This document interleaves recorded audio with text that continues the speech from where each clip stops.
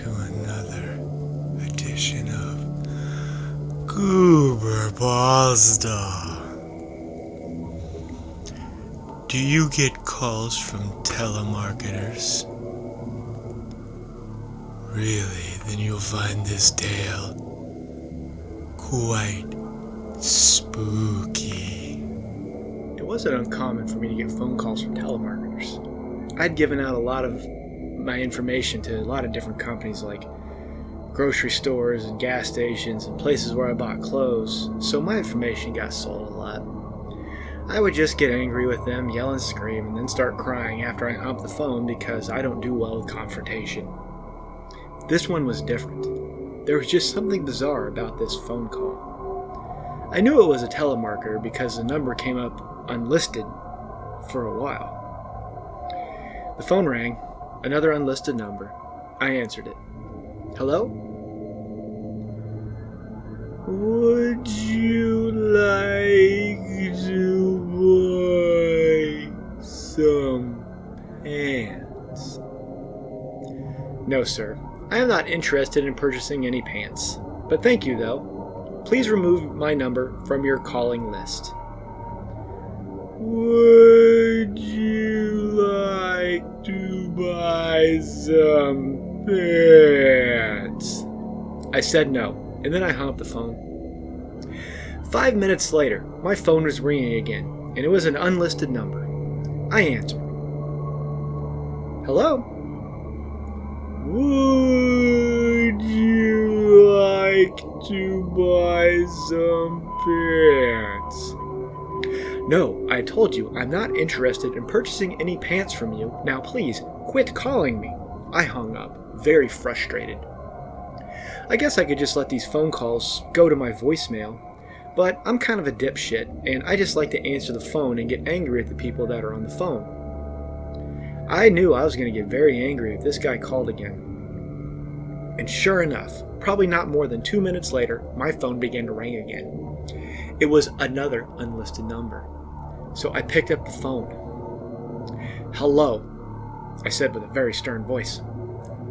Would you like to buy some pants? Now, sir, I've told you numerous times, I am not interested in purchasing any pants from you. I'm going to ask you to please quit calling me. If you do not, I will ask to speak to your manager, and I will tell him that I am no longer interested in your pants either. If it continues to ask me if I want to purchase some pants, then I will call the government, and I will tell the government that you need to stop calling me, and I'm an American citizen, and I have rights. Would you like to buy some pants? Alright, that's it, buddy. You've done just made me very, very mad. Now I'm going to hang up this phone, and I'm going to call the government. So I hung up the phone. I had no intention of calling the government, because I was all talk and no action. But nobody needed to know that, because as far as everybody else concerned, I was a big, tough guy. I'm like 6'6", 250 pounds, and I know karate. I've beat up many people because that's just how I am. This one time, I was on the pink line, and a bunch of goobers were like trying to harass me and stuff, and I kicked them as hard as I could, like all 20 of them, and they were like all knocked out and stuff because I'm a big tough guy, not some weenie dude. But I was going to have to tell these people I was going to do the same thing again if they were going to keep calling me. But that's another subject matter. I try to go about my day, and my day turned into evening, and my evening turned into night. I was still very settled by this phone call that I had about these guys trying to get me to buy pants. I mean, what did they not understand? I was not interested in purchasing their pants. So I went to bed, and I put on my nightie, and I brushed my teeth, and I put on my beauty mask, and I went to bed because I'm a big tough guy, and I need my beauty sleep to be tough. Or, I'm sorry, it's called tough guy sleep. I need my tough guy sleep. So I cuddled in, and I turned on my relaxation wave sound machine and tried to get some sleep. I don't know what happened, But my phone started ringing again, and sure enough, it was that unlisted number. So I picked up the phone. I said, "Now listen, mister, I'm a big tough guy, and I will come on down there, and I will roundhouse kick you if you keep calling me. Now please, stop calling me." There was nothing but silence on the other end. "I know you're there, and I know you can hear me." "Would you like to buy some pants?" "No," I said. "I am not interested in your pants. Now look here, buddy. I'm going to karate chop you. I'm going to come down there, I'm going to karate chop your manager, and I'm going to call your corporate offices, and I'm going to threaten to karate chop them, because I'm a big tough guy, and you don't want to mess with me, pal." And I hung up the phone. At this rate, I was only going to get another 2 hours of tough guy sleep, and I had a big day of shopping and getting my nails done because I'm a big tough guy, and I don't do anything that is remotely feminine because I'm a big tough masculine guy. And what I meant by getting my nails done, I was going to get together with my friends Butch and Chuck, and we were going to drink beers and, hug and kiss. Really big tough guy stuff, because that's what I am, a big entire tough guy. So I laid down and I closed my eyes, and I will not believe what had happened next. But the phone rang again, and I answered because it was that same unlisted number. I didn't say anything to him. I just listened, and on the other end I could hear that oh so familiar voice. "Would you like to buy some pants?" I didn't answer. I was just going to let him talk and see if he would hang up first. "Pants. Sally, it's me. Would you like to buy some pants?" My heart began to beat faster and faster. Not out of fear, but out of adrenaline, because I was getting keyed up to karate chop. But when he said it's me, it all started to make sense. And he knew my name was Sally, which is short for Salvador, because, Sally's a very untough name. And my name's definitely not Sally. It's really Salvador, because I'm a big, huge, tough guy. And not a sissy guy, but a big, huge, tough guy. I said, "Look here, pal. I don't know how you know your name, but I'm not interested in buying those pants. Now, I don't understand why you keep calling me when I don't want to buy any pants." "Sally, you should buy these sparkly pants." My bed became very wet. Not because I was so scared that I actually urinated my bed.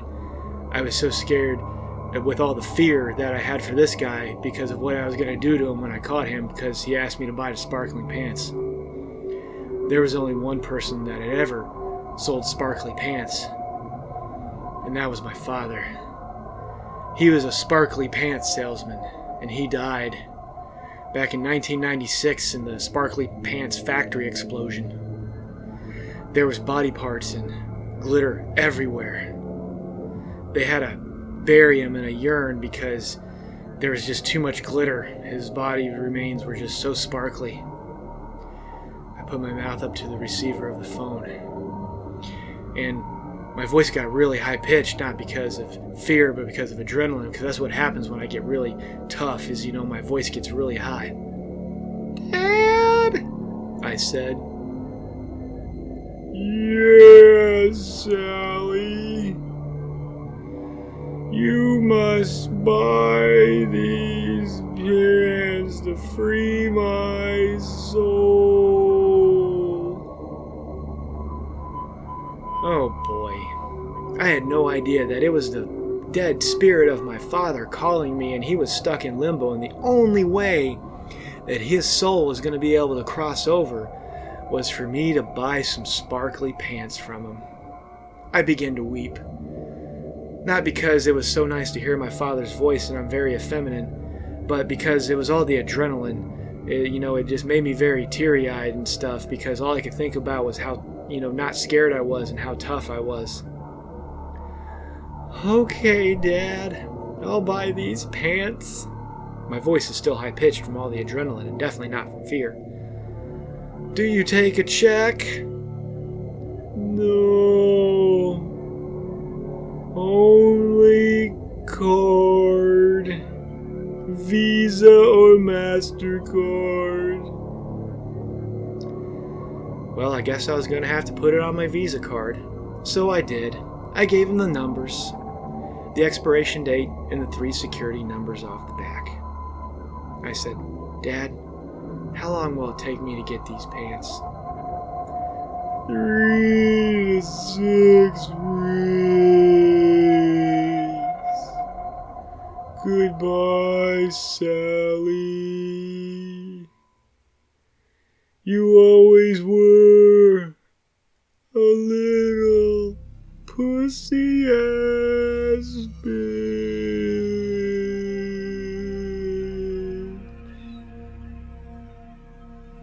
There was silence on the other end.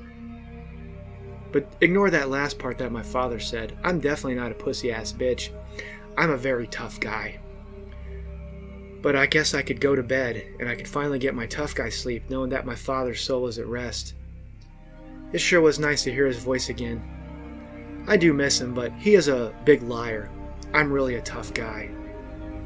I am, seriously, a very tough guy. That was quite a spooky tale.